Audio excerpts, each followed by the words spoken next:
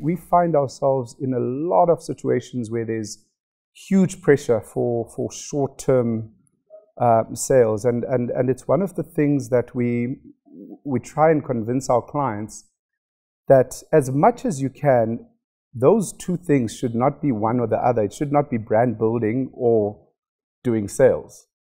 I think the sweet spot is to be somewhere in the middle, and also to understand that there is a time for both.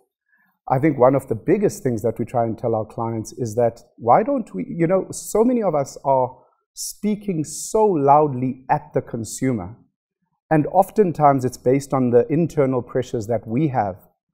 And what we try and encourage our clients to do is, how about we do less but with more impact?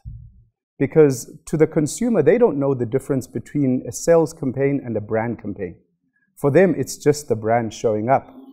So I think for me, that's sort of where there's a bit of a shift that needs to happen, because I think we're still at that age where we talk at consumers, and the amount of information that they're consuming all the time just means that so much of what we do ends up being wallpaper.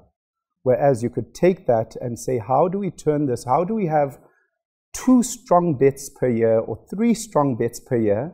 But for this, we all decide what are our KPIs, what do you want to achieve, how do you convince the business? Because the business half the time is the one that's saying that I'm this department and I want to see this come out, or I'm this part of the business and I want to see this come out. So I think that a huge battle that marketers have, that we as advertisers hugely depend on you for, is to really start to educate the business, because the way of doing things back then versus how it is now has completely changed. There is such a thing as advertising noise.